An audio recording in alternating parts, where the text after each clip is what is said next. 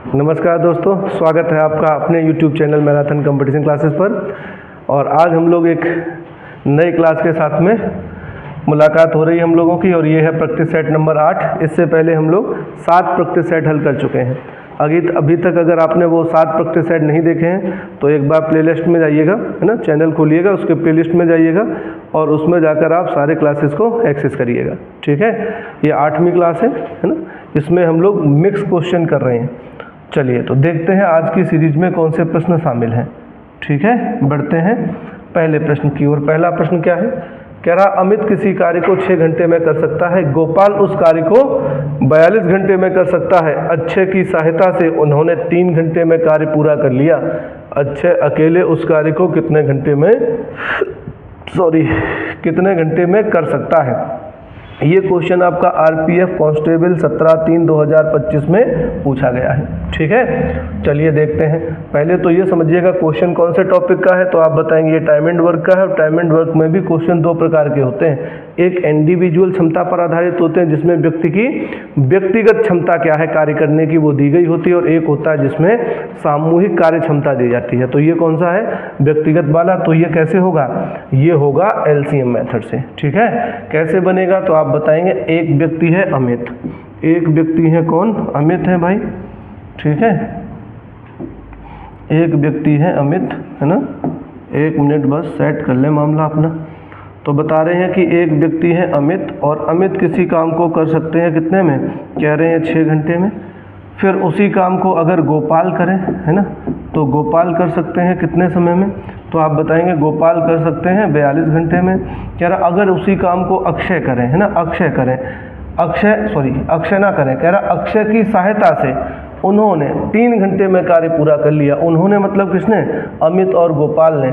यानी कि अमित भी काम करें, ठीक है, प्लस गोपाल भी काम करें, और इनके साथ अक्षय भी काम करें। ठीक है, अक्षय भी शामिल हो जाए, तो इस काम को कर लिया जाएगा कितने समय में? 3 घंटे में।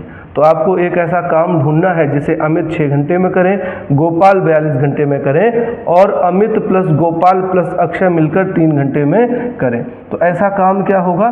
तो ऐसा काम इन तीनों के एलसीएम के बराबर होगा। तो इनका एलसीएम क्या आएगा भाई? तो आपने कहा एलसीएम आएगा इनका 42। तो मैंने मान लिया जो काम है वो 42 यूनिट है।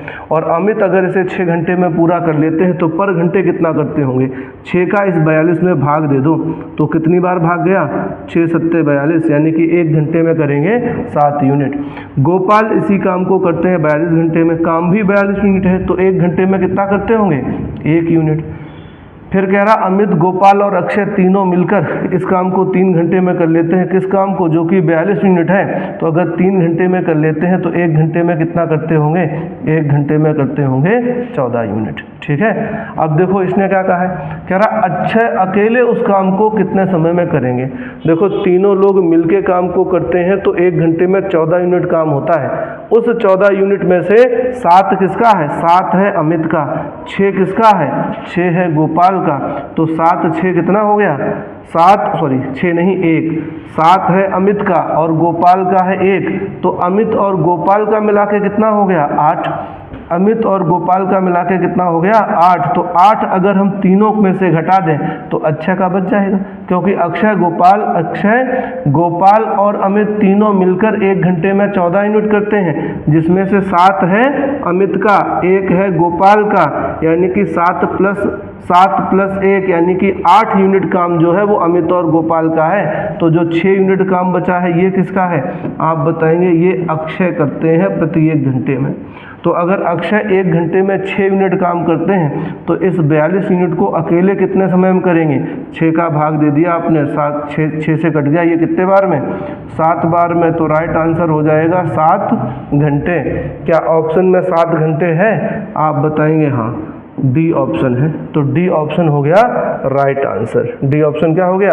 Right answer. चलिए तो पहले प्रश्न का आंसर रहा डी। बढ़ते हैं अगले प्रश्न की ओर। अगला प्रश्न क्या है कि 10% वार्षिक साधारण ब्याज पर निवेश करने पर एक राशि 2 वर्ष बाद 4,560 रुपये हो जाती है। समान राशि पर समान ब्याज दर से 2 वर्ष का साधारण ब्याज कितना होगा? तो कह रहा है 10% वार्षिक साधारण ब्याज की दर पर। ब्याज कैसा है? साधारण ब्याज है। साधारण ब्याज में क्या होता है? प्रत्येक वर्ष के लिए ब्याज की प्रतिशत मात्रा और ब्याज के रूप में प्राप्त रुपए की मात्रा दोनों सदैव समान रहती हैं। तो अगर 1 साल का ब्याज कितना है? कह रहा है 10% वार्षिक। 1 साल का ब्याज है 10%, है ना?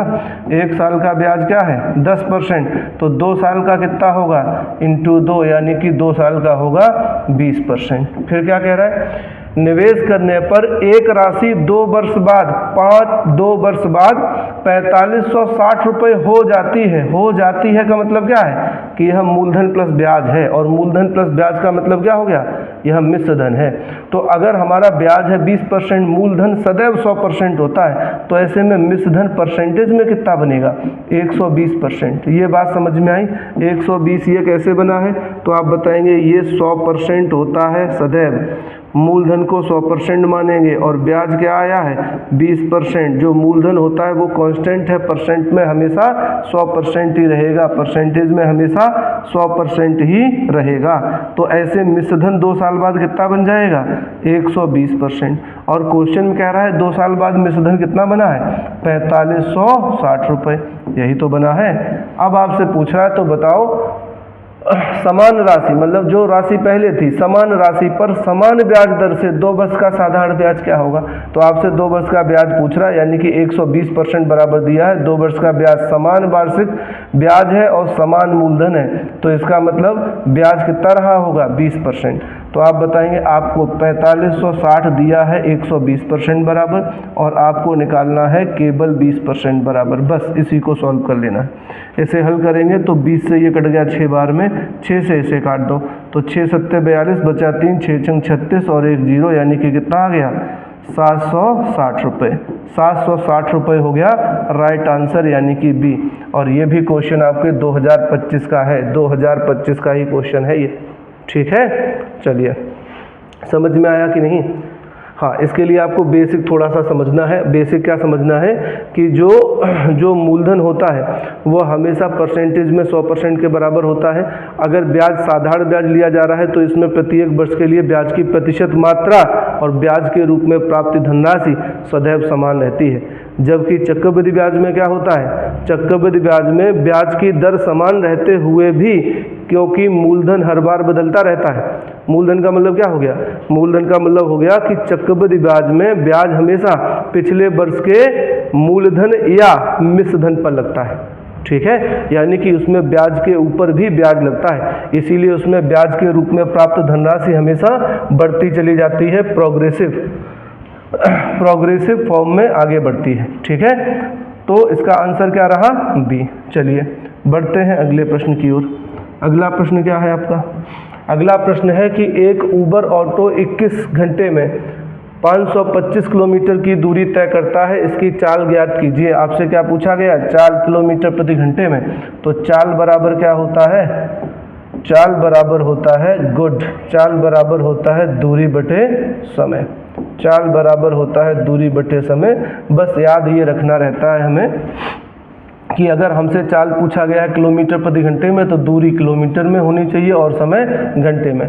अगर गलती से ये मीटर में दिया है और ये सेकंड में दिया है तो हमें चाल को बदलना पड़ेगा किलोमीटर प्रति घंटे में, या ये मीटर में दिया है ये मिनट में दिया है तब भी हमें बदलना पड़ेगा किलोमीटर प्रति घंटे में, क्योंकि हमसे पूछा है किलोमीटर प्रति घंटे में। अब हमें कैसे दिया है? हमें दूरी दी है 525 किलोमीटर, तो किलोमीटर में है। समय किस में दिया है? 21 घंटे, ऑलरेडी 21 में है, मतलब ऑलरेडी घंटे में है। तो अब हमें इसे बदलने की ज़रूरत है नहीं, जो चाल निकल के आएगी वो किलोमीटर प्रति घंटे ही आएगी। तो 21 से इसे काट दो, 21 दूनी 42, बचा कितना?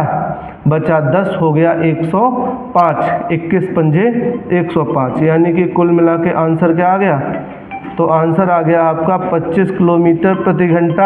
आंसर क्या रहा? 25 किलोमीटर प्रति घंटा, यानी कि ऑप्शन क्या बन गया? सी। ऑप्शन बन गया सी। ठीक है, चलिए सी हो गया आपका राइट आंसर। बढ़ते हैं अगले प्रश्न की ओर। अगला प्रश्न क्या है भाई? अगला प्रश्न कह रहा है कि मोहन ने एक वस्तु 1520 रुपये में खरीदी और उसे 1870 रुपये में बेच दिया। मिसप्रिंट है, इसका मतलब होगा बेच। ठीक है, बेच दी। उसका लाभ प्रतिशत ज्ञात कीजिए। तो हम लोगों ने पिछले क्लासेस में भी इस पर बात करी हुई है कि लाभ हानि कैसे होता है। लाभ हानि क्रय मूल्य और विक्रय मूल्य के डिफरेंस के बराबर होता है। अगर विक्रय मूल्य क्रय मूल्य से ज़्यादा है तो लाभ होगा, और अगर विक्रय मूल्य क्रय मूल्य से कम है तो हानि होगी। ठीक है। दूसरी बात यह है कि हम लोगों ने इसी चैनल पर जो है मैथ का अध्ययन जो है वो टॉपिक वाइज भी हम लोग क्लासेस चला रहे हैं, तो उसमें हम लोगों ने परसेंटेज पूरा कर लिया है और उसमें हम लोग लाभ हानि पढ़ रहे हैं, और लाभ हानि के भी मेरे ख्याल से 13 क्लास हो चुके हैं। तो अगर आपको लाभ हानि बहुत अच्छे से समझना है तो चैनल के प्लेलिस्ट पर जाइएगा और उसमें निकालिएगा मैथ्स, और मैथ्स में जाके आपको क्या करना है, लाभ हानि पूरा देख लेना है, अगर अभी तक आपने नहीं देखा है तो। ठीक है। चलिए, तो क्वेश्चन में कह रहा है एक वस्तु खरीदी गई है मतलब क्रय मूल्य है 520 रुपये, और उसे बेचा गया है 1870 रुपये में। तो देखो खरीदा कम में है, बेचा ज़्यादा में है, तो लाभ होगा या हानि होगी? तो आप बताएंगे लाभ होगा। कितने का लाभ होगा? दोनों के डिफरेंस के बराबर होगा। तो 1520 और 1870 में डिफरेंस कितने का हो गया? तो आप बताएंगे 350 का। तो 350 का लाभ हो जाएगा। कितने पर होगा लाभ? हमेशा क्रय मूल्य पर होता है। क्रय मूल्य क्या है? तो आप बताएंगे 1520 पर होगा, इनटू क्या हो जाएगा 100, क्योंकि हमें इसे प्रतिशत में बताना है। तो अब आप बताएंगे 0 से 0 कट गया है ना, बचा का आपका 35 इंटू 100, तो 35 इंटू 100 हो गया है आपका 3500। इसमें हमें भाग देना है कितने से?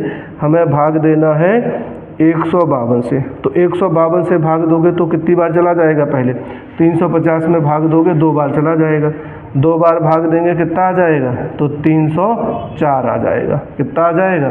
304। अब देखो भाई कितना बच जाएगा? तो यहाँ बच जाएगा आपका 6। ठीक है, कितना बच गया? 6 बच गया। यहाँ क्या बचा हुआ है? यहाँ बचा हुआ है 4, तो ये आपका बच गया 46, और 1 0 नीचे आ गया। अब भाग कितनी बार जा सकता है? तो देखो यहीं से समझ में आ गया, 15 3 45, यानी कि लगभग 3 बार भाग जा सकता है। अब आप पूरा भाग दें या ना दें, हमें यहाँ से आंसर पता लग गया कि 23 दशमलव समथिंग आएगा, और इसी से हमारा ऑप्शन करेक्ट, इसी से हमारा क्या होगा? ऑप्शन हमें मिल जाएगा। कौन सा? 23.03। तो अब हमें पूरा भाग देने की आवश्यकता नहीं है, हम लोग 23 दशमलव समथिंग का निकाल लेंगे बस, फिर हम लोग उसे ऑप्शन से टैकल कर लेंगे। ठीक, ताकि हमारा समय बच पाए। चलिए, तो ये था आपका क्वेश्चन नंबर 4। अगर आपको हमारी वीडियो पसंद आती है तो वीडियो को लाइक ज़रूर करिएगा, और अगर अभी तक आपने हमारे चैनल को सब्सक्राइब नहीं किया है तो चैनल को सब्सक्राइब करिएगा। ठीक है, और चैनल को अपने दोस्तों में शेयर भी करिएगा। चलिए बढ़ते हैं अगले प्रश्न की ओर। अगला प्रश्न क्या है? ब्याज की गणना वार्षिक चक्रवृद्धि आधार पर करते हुए 11,000 रुपये की राशि पर 4% वार्षिक दर से 2 वर्ष में प्राप्त चक्रवृद्धि ब्याज ज्ञात कीजिए। देखो इसे करने के कई सारे तरीके हैं। सबसे पहले आपको ये ध्यान देना है कि वार्षिक ब्याज कैसे है? ब्याज की गणना चक्रवृद्धि की जा रही है। चक्रवृद्धि का मतलब ब्याज के ऊपर ब्याज लगाया जा रहा है। तो ऐसे में क्वेश्चन कैसे बनेगा? देखो आप एक बात समझो बहुत अच्छे से, मैं आपको थोड़ी सी एक बात समझाता हूँ कि मैंने मान लिया कि कोई धनराशि है 100 रुपये, और मैंने इसे ब्याज पर दिया है 2% वार्षिक ब्याज पर दिया है, तो 1 साल का ब्याज कितना होगा? तो इसका 1 साल का ब्याज 2%, अब ये 100 पर ही लगेगा तो 2 ही होगा। कितना होगा? 2 ही होगा। और अगर 2 ही होगा तो 1 साल बाद इसका मिश्रण कितना हो जाएगा? 102। और मैं इसे 2 साल के लिए उधार दूँ, मतलब मैंने कहा मैं इसे फिर से उधार देता हूँ। तो आप बताएंगे अगर मैं इस पर 2% के हिसाब से ब्याज लगाऊँ तो पहले 100 रुपये पर 2% तो लगेगा ही ना, और जो 2 रुपया एक्स्ट्रा है, कितना रुपया एक्स्ट्रा है? देखो कितना रुपया एक्स्ट्रा है? 2 रुपया एक्स्ट्रा है। इस पर 2% के हिसाब से ब्याज फिर से लगाओ, तो इसका 2% निकालोगे तो 2 दूनी 4/100, तो 2 अंक बाद दशमलव, यानी कि ब्याज कितना बनेगा? 0.04 बनेगा। 0.04 बनेगा। तो आप बताएंगे यहाँ जब हम ब्याज लगाएंगे 2%, तो पहले 100 पर 2% जो बनेगा वो तो 2 रुपया बनेगा ही। वो क्या होगा? 2 रुपया बनेगा ही, प्लस और क्या बनेगा? और यहाँ पर बनेगा ब्याज कितना? 0.04 रुपया और बनेगा। इसका मतलब 2 साल बाद ये धनराशि कितनी हो जाएगी? तो 2 साल बाद ये धनराशि हो जाएगी 104.04। ठीक है, 104.04 हो जाएगी, 04। तो 2 साल बाद ब्याज कितना बना? देखो यहाँ पर अगर हम देखें ब्याज, तो यहाँ पर ब्याज बना था 2 रुपया, और यहाँ पर अगर हम ब्याज देखें तो कितना बना है? तो आप बताएंगे यहाँ ब्याज बना है 2.04, यही तो बना है। तो इसकी एक टेबल बनती है, उस टेबल को हम लोग अगर डायरेक्ट बना के पूरा कर लें तो ऐसे क्वेश्चंस बनाना हमारे लिए आसान हो जाएंगे। टेबल क्या होती है, इसी के सहायता से बनती है। कैसे बनती है समझो। अगर मैंने कहा मैं इसी को टेबल के रूप में बना देता हूँ, ठीक है, मैं इसी को क्या करता हूँ टेबल के रूप में बना देता हूँ। जैसे मैंने कहा अगर ब्याज की दर है कितनी, ब्याज की दर है 2%, तो 1 साल बाद ब्याज रहेगा 2% और 2 साल बाद कितना हो जाएगा, तो 2 साल बाद हो जाएगा कितना 2 साल बाद कितना हो जाएगा, देखो 2 साल बाद कितना होना था ब्याज यहाँ पर, पहले साल का 2%, पहले साल का 2 रुपया और दूसरे साल का 2.04, तो टोटल ब्याज क्या बना 4.04 बना। और अगर परसेंटेज में निकालेंगे तो बटे 100 हो जाएगा, है ना। तो आप बताएंगे कि 2 साल बाद कितना हो जाएगा, 2 साल बाद हो जाएगा 0.04% हो जाएगा।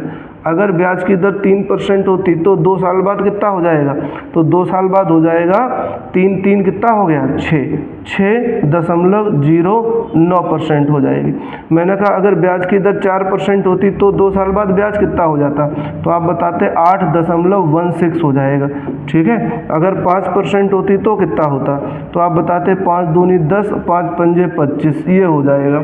अगर 6 साल बाद होता तो कितना हो जाता, तो आप बताते 6 दूनी 12.36% हो जाएगा। ये कैसे बन रहा है, ये बन रहा है इसी का दोगुना इसी का स्क्वायर, फिर बन रहा है इसी का दोगुना इसी का स्क्वायर, फिर बन रहा है इसी का दोगुना इसी का स्क्वायर। जहाँ पर स्क्वायर वाली संख्या 1 अंक में आती है वहाँ हम उसे 2 अंकों की बनाने के लिए 0 आगे लगा देते हैं। जहाँ ऑलरेडी 2 अंकों में आ रही वहाँ पर कोई फर्क पड़ नहीं रहा है। लेकिन आप बताएंगे अगर मान लो 10% होता तो आप बताते 10% होता तो 10 का दोगुना बनाते कितना होता 20, और फिर 10 का स्क्वायर कितना होता, 10 का स्क्वायर होता कितना 100। तो आप बताते जो 10 का स्क्वायर 100 होता ना, तो उसे ऐसे नहीं लिखते। जब यहाँ 3 संख्या आ जाएंगी तो ये वाली संख्या जो इसकी जो पहले वाली संख्या और इसकी लास्ट वाली संख्या वो आपस में हो जाती है मर्ज, और 10% होके ये हो जाता 21%, ठीक है। तो जैसे ही बाद वाली संख्या 3 अंकों की आएगी तो उसकी पहले वाली संख्या और इधर वाले की लास्ट वाली संख्या आपस में मर्ज हो जाएगी, ठीक है। अब इसी वाले तरीके से हम लोग इस वाले क्वेश्चन को बना लेते हैं। आप लोग वीडियो रोक के इसे लिख लीजिएगा बहुत अच्छे से, ठीक है, और ये टेबल बना के तैयार रखिएगा ताकि आगे क्वेश्चंस में बहुत काम आने वाली है ये, ठीक। तो क्वेश्चन में क्या कह रहा है, ब्याज की गणना वार्षिक चक्रवृद्धि आधार पर करते हुए 11,000 रुपये की राशि पर 4% वार्षिक दर से 2 वर्ष में प्राप्त चक्रवृद्धि ब्याज क्या होगा। तो इसका 2 वर्ष का चक्रवृद्धि ब्याज कितना था, तो आप बताएंगे 8.16% बनेगा। यही तो बनेगा कितने का, तो आप बताएंगे 11,000 का, तो 11,000 का 8.16% निकाल दो तो परसेंटेज में क्या होगा, परसेंटेज का चिन्ह हटेगा तो बटे में क्या होगा 100 आ जाएगा। बस इसी को हल कर लो, इसी को हल कर लिएगा तो यहाँ से दशमलव हटाइएगा, ठीक है, बटे में 100 होगा, है ना, बटे में क्या होगा 100 होगा भाई 100। तो यहाँ से दशमलव हटाइएगा, 2 जीरो और बढ़ा दीजिएगा।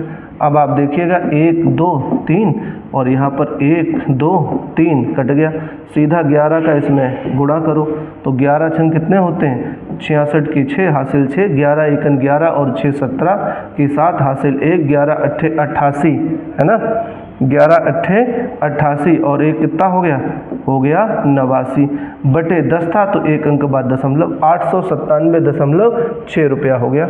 तो देखो भाई 897.6 रुपये कहाँ पर है 897.6 और इसी को हम 897.60 भी पढ़ सकते हैं, कोई दिक्कत नहीं। 0.6 का मतलब 60 पैसे से है, चाहे वहाँ पर जीरो लगा हो या ना लगा हो, या फिर यहाँ पर जीरो और हम बढ़ा दें ऐसे, तब भी इसे पढ़ा 60 पैसे ही जाएगा, ठीक है। चलिए तो आंसर क्या रहा 897.60 पैसे, यानी कि ऑप्शन नंबर ए। तो ये था आज का 5वां प्रश्न। बढ़ते हैं अगले प्रश्न की ओर। अगला प्रश्न क्या है, एक प्लॉट को 19,50,000 रुपये में बेचने पर मालिक को 20% की हानि होती है। 20% का लाभ प्राप्त करने के लिए उसे प्लॉट को किस मूल्य पर बेचना चाहिए। कैसे बनाएंगे, देखो हम लोग पहले ही पढ़ चुके हैं, जो लाभ हानि होती है उसका मतलब होता है 100 में जोड़कर या 100 में घटाकर। तो पहले कैसे बेचा गया है 20% की हानि पर, तो 20% हानि का विक्रय मूल्य कितना बनेगा, तो आप बताएंगे 80% बनेगा। तो ये 80% बराबर दिया गया है कितना 19,50,000, ठीक है। फिर कहता है 20% लाभ प्राप्त करने के लिए उसे किस कीमत पर बेचा जाना चाहिए। तो 20% लाभ मतलब 100 में 20 जोड़कर, यानी कि आपसे 120% बराबर पूछा गया है। तो इसका मतलब क्या हो गया, 1,50,000 है ना, 1,50,000 जिसके बराबर दिया होता है उसे क्या करते हैं, भाग। तो 1,50,000 डिवाइड बाई हो गया 80 इंटू क्या रहा, इंटू 120। बस इसी को हल कर लो। हल करेंगे तो 40 से कट गया 2 बार में, ठीक है, और 40 से कट गया 3 बार में, 3 बार में, ठीक है। 2 से इसे काट दो भाई, 2 से काटोगे तो ये कट गया आपका कितनी बार, 2 निम 18 बचा 1 हो गया 15, 2 सत्ते 14 बचा 1, फिर 2 पंजे 10 और इस पर आ गए 3 जीरो इंटू रहा 3, ठीक है, इंटू रहा 3। तो 3 भाई 3 का इसमें गुणा करेंगे तो 3 पंजे 15 की 5 हासिल 1 है ना, फिर 3 सत्ते 21 और 2 21 और 1 कितना हो गया 22 हासिल 1, 9 तियाँ 27 है ना, 9 तियाँ 27 और 2 कितना हो गया 29। तो आ गया 29 25 पर 3 जीरो। देखो 29 25 पर 3 जीरो है कहीं, हाँ ऑप्शन नंबर डी। तो 29 25 पर 3 जीरो हो गया राइट आंसर, ठीक है। क्वेश्चन हो गए 6। बढ़ते हैं अगले प्रश्न की ओर। अगला प्रश्न क्या है, आदित्य और भास्कर 15,000 रुपये में एक कार्य को पूरा करने का ठेका लेते हैं। आदित्य अकेले उसे 15 दिन में कर सकता है, जबकि भास्कर अकेले उसे 18 दिन में कर सकता है। चंद्रा की सहायता से वे इसे 6 दिन में पूरा कर लेते हैं। चंद्रा का हिस्सा ज्ञात कीजिए। देखो किसी भी काम में किसी व्यक्ति का हिस्सा किस अनुपात में बटेगा, तो आप बताएंगे क्षमता के अनुपात में बढ़ता है। तो हमें इनकी क्षमताओं का अनुपात बना लेना है। हमें क्या करना है, इनकी क्षमताओं का अनुपात बना लेना है। तो वो अनुपात कैसे बनेगा, कह रहा आदित्य अकेले किसी काम को कर सकता है, आदित्य अकेले किसी काम को कर सकता है 15 दिन में। फिर क्या बता रहा है, जबकि भास्कर है ना, जबकि भास्कर अकेले कर सकता है 18 दिन में, कह रहा है। और चंद्रा की सहायता से तीनों ने मिलकर, यानी कि जब इसमें चंद्रा भी शामिल हो जाता है, यानी कि इसमें आ जाएगा आदित्य प्लस कौन होगा, भास्कर प्लस कौन होगा, चंद्रा, ठीक है, चंद्रा। तो इस काम को कितने दिन में कर लेते हैं, 6 दिन में। तो ये इनके समय का अनुपात है, इसी के आधार पर हम इनकी क्षमता का अनुपात बना लेंगे। तो इनका या तो एलसीएम लेके बना लो या सीधा भी बना सकते हैं, मैं एलसीएम जैसे बना ले रहा हूँ, ठीक है। तो 15, 18 और 6 का एलसीएम निकालेंगे, कितना आएगा 90। तो 15 अगर 90 यूनिट कुल काम है और आदित्य एक दिन में आदित्य इसे 15 दिन में पूरा करता है, तो एक दिन में कितना करेगा, तो 15 छंग 90। भास्कर 18 दिन में करता है, तो एक दिन में कितना करेगा, 18 पंजे 90। तीनों मिलकर 6 दिन में करते हैं, तो एक दिन में कितना करेंगे, 15 यूनिट। अब बस यहीं से इनकी क्षमता का अनुपात बना लो, ठीक है, यहीं से इनकी क्षमता का अनुपात बना लो। मैं यहीं पर लिख देता हूँ। देखो आदित्य की क्षमता कितनी आई, 6 यूनिट, ठीक है। भास्कर की क्षमता कितनी आई, तो मैंने यहाँ लगा दिया अनुपात। भास्कर की क्षमता कितनी आई, 5 यूनिट, ठीक है। बस आदित्य भास्कर और चंद्रा की जो क्षमता है वो तीनों की मिलाकर कितनी है, 15। इसमें से आदित्य और भास्कर की कितनी है, 6, 5, 11। तो फिर चंद्रा की कितनी बची है, चंद्रा की कितनी बची, 11। इसमें से घटा देंगे यानी कि 4। और जो हिस्सा बंटवारा होगा वो कैसे होगा, क्षमता के अनुपात में। तो इसका मतलब 5 इसका, 6 इसका, 4 इसका, तो कुल रुपया कितना बना, 15। क्वेश्चन में कह रहा कुल रुपया कितना है, 15,000। तो 15 बराबर 15,000 के, इसलिए 1 बराबर कितने के होगा, 1,000 के। तो आपसे पूछा है फिर चंद्रा को कितना रुपया मिलेगा, तो चंद्रा की क्षमता है 4 यूनिट, है ना, क्षमता है 4 अनुपात में। तो 1 अनुपात बराबर 1,000, इसलिए 4 अनुपात बराबर क्या हो जाएगा, 4,000, ठीक है। जो राशि का बंटवारा होता है वो क्षमता के अनुपात के समानुपाती होता है, यानी कि किसी काम के लिए आदित्य को 6 रुपये मिलेंगे तो भास्कर को 5 मिलेंगे, आदित्य को 4 मिलेंगे। और इस हिसाब से सबको मिलकर उस काम के लिए 15 रुपये मिलने चाहिए थे, लेकिन इन्होंने कहा मिल रहे हैं 15,000, तो इसलिए 15 बराबर है 15,000 के, इसलिए 1 बराबर 1,000 के, इसलिए 4 बराबर 4,000 के। तो चंद्रा को कितना रुपया मिलेगा, 4,000 मिलेगा, ठीक है। चलिए बढ़ते हैं अगले प्रश्न की ओर। अगला प्रश्न क्या है कि प्रत्येक बाल्टी की धारिता 14 लीटर होने पर एक बाल्टी को भरने के लिए 10 बाल्टी पानी की आवश्यकता होती है। यदि प्रत्येक बाल्टी की धारिता 7 लीटर हो तो उसी टंकी को भरने के लिए बाल्टी पानी की आवश्यकता होगी। कितने बाल्टी पानी की आवश्यकता होगी, देखो एक टंकी की धारिता क्या है, तो टंकी की धारिता कितनी है, कह रहा टंकी की धारिता 14 लीटर होने पर एक टंकी को भरने के लिए क्या होता है 10 बाल्टी पानी की आवश्यकता होती है। तो आप ऐसे मान लो 10 बाल्टी पानी की आवश्यकता होती है और जबकि प्रत्येक बाल्टी की धारिता कितनी है 14 लीटर, तो 10 बाल्टी में पानी कितना बनेगा, तो आप बताएंगे 140 लीटर बनेगा। फिर कह रहा है कि अगर प्रत्येक बाल्टी की धारिता 7 लीटर हो तो उसी टंकी को भरने में कितनी बाल्टी चाहिए होंगी, तो अगर 7 लीटर होगी तो कितनी बाल्टी लगेंगी, तो आप बताएंगे 20 बाल्टी लगेंगी। राइट आंसर क्या हो गया 20, ऑप्शन बी। ठीक है, इसके लिए आपको क्या करना था, टंकी की कुल क्षमता बटे बाल्टी की, एक बाल्टी की क्षमता से भाग देंगे तो बाल्टियों की कुल संख्या निकल आएगी। ठीक है, चलिए देखते हैं अगला क्वेश्चन। कह रहा है 2 उम्मीदवारों के बीच हुए एक चुनाव में जीतने वाले उम्मीदवार को 1854 मत प्राप्त हुए हैं और हारने वाले उम्मीदवार को 618 मत प्राप्त हुए हैं। दोनों उम्मीदवारों को प्राप्त कुल मतों में से कितने प्रतिशत मत जीतने वाले उम्मीदवार के पक्ष में थे।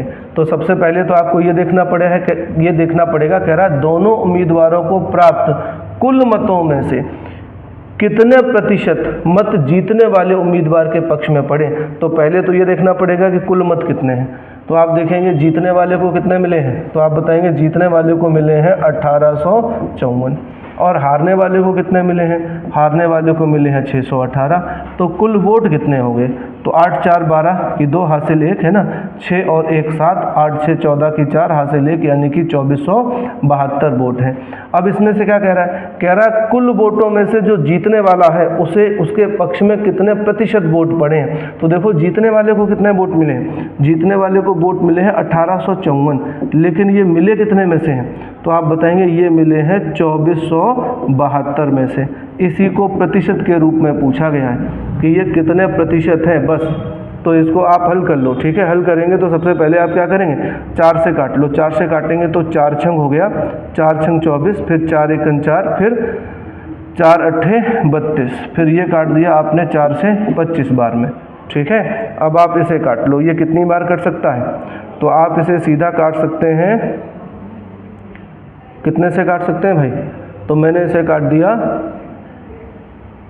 3 से भी कट सकता है, ये 6 से कट सकता है क्या, 6 3 18 0 और 6 9 54, हाँ 6 से भी कट सकता है, तो मैंने इसे 6 से काट दिया, ये कटा 6 1 6, फिर 0, फिर 6 3 18 और फिर मैंने इसे 6 से काट दिया, तो ये 6 से कटा 6 3 18 0 और 6 9 54।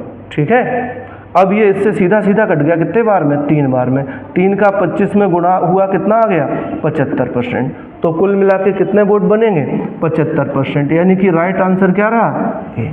ठीक है, चलिए बढ़ते हैं अगले प्रश्न की ओर। अगला प्रश्न क्या है, तो अगला प्रश्न है आपका, यदि किसी वृत्त का क्षेत्रफल 196 पाई मीटर स्क्वायर है तो वृत्त की परिधि ज्ञात कीजिए। देखो वृत्त की परिधि पूछी गई, क्षेत्रफल आपको दिया गया है, तो किसी वृत्त का क्षेत्रफल क्या होता है, तो वृत्त का क्षेत्रफल होता है पाई आर स्क्वायर, है ना। तो पाई आर स्क्वायर बराबर आपको दिया गया 196 पाई। हमसे पूछा गया है वृत्त की परिधि, वृत्त की परिधि क्या होती है, वृत्त की परिधि होती है 2 पाई आर, है ना, 2 पाई आर। तो हमें इसका मतलब आर बराबर निकालना है, तो इसे हल कर लो भाई, पाई से पाई कट गया, आर स्क्वायर बराबर 196 है, तो आर बराबर क्या होगा 196 का रूट लग जाएगा, 196 का रूट लग जाएगा, है ना, और 196 का रूट लगेगा तो कितना आ जाएगा 14। हमें निकालनी है परिधि, परिधि क्या होगी 2 पाई आर, तो 2 पाई आर, 2 पाई का मतलब 22/7, है ना, आर कितनी होगी, आर होगी, आर कितनी आई है, आर आई है 14, आर आई है 14। बस इसी को हल कर लो, ये कट गया 2 बार में, 2 दूनी 4 का इसमें गुणा हो गया, तो 4 दूनी 8, 4 दूनी 8 यानी कि 88 मीटर। कौन सा आ गया, राइट ऑप्शन हो गया ए 88 मीटर। ठीक है, चलिए बढ़ते हैं अगले प्रश्न की ओर। अगला प्रश्न क्या है, कह रहा रमेश ने किसी बैंक में 5% वार्षिक ब्याज पर 5% वार्षिक ब्याज पर क्या किया है, 1232 रुपये की राशि निवेशित की है। 3 वर्ष बाद उसे प्राप्त होने वाला मिश्र धन ज्ञात कीजिए। क्या पूछा गया आपसे, मिश्र धन, 3 वर्ष बाद प्राप्त होने वाला मिश्र धन ज्ञात कीजिए। देखो 5% वार्षिक ब्याज की दर पर क्या किया है, 1232 रुपये की राशि निवेशित की है, 3 वर्ष बाद उसे प्राप्त होने वाला मिश्र धन ज्ञात कीजिए। ठीक है, तो आपको भाई क्या करना है इसमें, देखो 5%, 5%, 5%, 3 साल में कितना हो गया 15% हो गया, है ना। तो आपको क्या करना है, आपको सीधा इसका 115% निकाल देना है, किसका, 1232 का, ठीक है। 1232 का 115% निकाल देना, बस इसी से क्या होगा, आपका आंसर आ जाएगा, इसी से आपका आंसर आ जाएगा। आप इसे 5 से हल कर लीजिएगा, ठीक है। 5 से हल करेंगे तो ये कट जाएगा, 5 दूनी 10, 5 तियाँ 15, 5 से हल किया तो ये कितना आ गया, ये आ गया आपका 20, ठीक है। 2 से हल कर दीजिएगा, ये आ गया आपका 10, 2 से हल कर दीजिएगा तो ये आ गया आपका 6, है ना। फिर कितना आएगा, फिर आएगा 2 एकन 2 और फिर आ जाएगा 6, ठीक है। इसका सीधा सीधा आप गुणा कर दीजिएगा, तो 23 का गुणा करिएगा 616 में, तो 23 छंग होते हैं 138, है ना। 23 छंग 138 का कितना आ गया, 8 हासिल 13, फिर 23 एकन 23 और 13, है ना। 23 और कितना है 13, तो कितना हो गया भाई, हो गया ये आपका 36, है ना। 36 का आ गया 6 हासिल 3, फिर 23 छंग 138 और 3, 138 और 3 कितना हो गया, तो हो गया 141, 141 और 1 अंक बाद आ जाएगा दशमलव, यानी कि आ जाएगा 1416.8, यानी कि कौन सा आंसर बना, ए हो गया आपका राइट आंसर, ठीक है। देखो 5% ब्याज, इसमें ब्याज ये दिया नहीं गया है कि चक्रवृद्धि ब्याज है या साधारण ब्याज है, तो मैंने साधारण ब्याज मान के कर लिया है। तो पहले साल का 5%, दूसरे साल का 5%, तीसरे साल का 5%, तो 15% ब्याज हो गया। तो मिश्र धन क्या बन जाएगा, 115%, तो मूलधन का सीधा 115% निकाल देंगे, जो आएगा वही क्या हो जाएगा आंसर। तो ये हो गया आपका 11वां नंबर क्वेश्चन। चलिए देखते हैं 12वां नंबर क्या है। कह रहा है यदि किसी त्रिभुज के दो कोणों की माप क्रमशः 60 डिग्री और 80 डिग्री है तो इस त्रिभुज के तीसरे कोण का माप क्या होगा।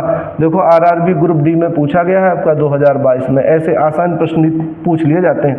तो देखो एक हो गया है 60 और एक कितना हो गया, एक हो गया 80, कुल मिला के कितना हो गया 8 से 14 यानी कि 140, और त्रिभुज के तीनों कोणों का योग कितना होता है, तो आप बताएंगे ये होता है 180। तो तीसरा वाला कोण कितना होगा, तीसरा वाला कोण होगा 40 डिग्री का, तो 40 डिग्री हो गया आपका राइट आंसर। आपको ये बेसिक कॉन्सेप्ट पता होना चाहिए कि त्रिभुज के तीनों कोणों का योग 180 डिग्री होता है। फिर कह रहा है यदि निम्न आंकड़ों का बहुलक 12 है तो k का मान ज्ञात कीजिए। बहुलक का मतलब क्या है, जो चीज़ बहुत बार आई हो या जो चीज़ क्या हो सबसे ज़्यादा बार आई हो वही बहुलक कहलाती है। तो देखो इस श्रेणी में सबसे ज़्यादा बार क्या आया है, तो आप बताएंगे 11 भी 2 बार है ना। आप बताएंगे 11 भी क्या है 2 बार है और 12 भी 2 बार है। तो बहुलक का डिसीजन कैसे होगा, तो आप बताएंगे k से ही होगा। k अगर 11 हो गया तो इसका बहुलक 11 हो जाएगा, और k अगर 12 हो गया तो इसका बहुलक 12 हो जाएगा, यानी कि फिर 12 ज़्यादा बार हो जाएगा। तो यहाँ k का मान क्या बनेगा 12, तो राइट आंसर क्या हो गया 12, ठीक है। चलिए बढ़ते हैं अगले। बहुलक का मतलब है जो ज़्यादा बार आए, ठीक है। इसने जो है साधारण भाषा में हम इसे समझ सकते हैं। क्वेश्चन नंबर 14 कह रहा 48,000 रुपये की राशि को दो भाइयों अनिल और आदित्य में, है ना, अनिल और कौन है, अनिल और आदित्य में, अनिल और आदित्य में कह रहा 11:13 के अनुपात में बांटा जाना है। तो 11:13, एक को 11 मिले एक को 13 मिले, तो दोनों को कुल मिला के कितना रुपया बांटने के लिए चाहिए 24। लेकिन क्वेश्चन में कह रहा है दोनों में बांटा गया है 48,000, दोनों में बांटा गया है 48,000, यानी कि 24 बराबर है 48,000 के, तो एक बराबर कितने के होगा, एक बराबर हो जाएगा 2,000 के। आपसे किसका हिस्सा पूछा है, कह रहा आदित्य का बताइए, आदित्य का कितना होगा। तो आदित्य का कितना हो जाएगा, देखो एक बराबर 2,000 के, तो 13 बराबर हो जाएगा 26,000 के, यानी कि राइट आंसर क्या होगा सी हो जाएगा आपका राइट आंसर। ये था क्वेश्चन नंबर 14। चलिए देखते हैं अगला क्वेश्चन, क्वेश्चन नंबर 15 कह रहा एक खराब वस्तु जिसका मूल्य 1200 है को 15% हानि पर बेचा जाता है। यदि मूल्य में और 5% की कमी की जाती है तो इसका विक्रय मूल्य क्या होगा। ये आरआरबी एएलपी 2018 में पूछा गया प्रश्न है, लेकिन इसमें एक कॉन्सेप्ट है। क्या कॉन्सेप्ट है, कह रहा एक खराब वस्तु जिसका मूल्य कितना है, जिसका मूल्य है 1200 रुपये, है ना, ये मूल्य है। कह रहा इसको 15% की हानि पर बेचा जाता है, तो पहले से 15% हानि पर बेचना पड़ेगा। तो अगर कोई वस्तु 100 की हो 15% हानि पर बिकेगी तो कितने में बिकेगी, 100 - 15 यानी कि 85% में बिकेगी। फिर कह रहा अब इतने में बिक रही ऑलरेडी, कह रहा अगर इस मूल्य पर 5% की कमी की जाती है तो इसका विक्रय मूल्य क्या होगा। तो 5% की कमी ये अपने आप में 100% है, तो अगर हम इसमें 5% की कमी करेंगे तो 5% की कमी होने के बाद ये कितना आ जाएगा, तो ये आ जाएगा 5% की कमी होने के बाद कितना, 5 का 100 में कमी करेंगे तो आ जाएगा 95/100। बस इसी को हल कर लो। अगर इसे हल करते हैं तो आप देखो इसे 5 से काट सकते हैं, 5 से ये कट गया 19 बार में और 5 से ये कट गया आपका 20 बार में, ठीक है। और कुछ कट सकता है तो आप बताएंगे हाँ, 5 से फिर से काट दो, 5 से ये कट गया आपका 17 बार में, है ना, 17 पंजे 85 और 5 से ये कट गया आपका फिर से 20 बार में, ठीक है।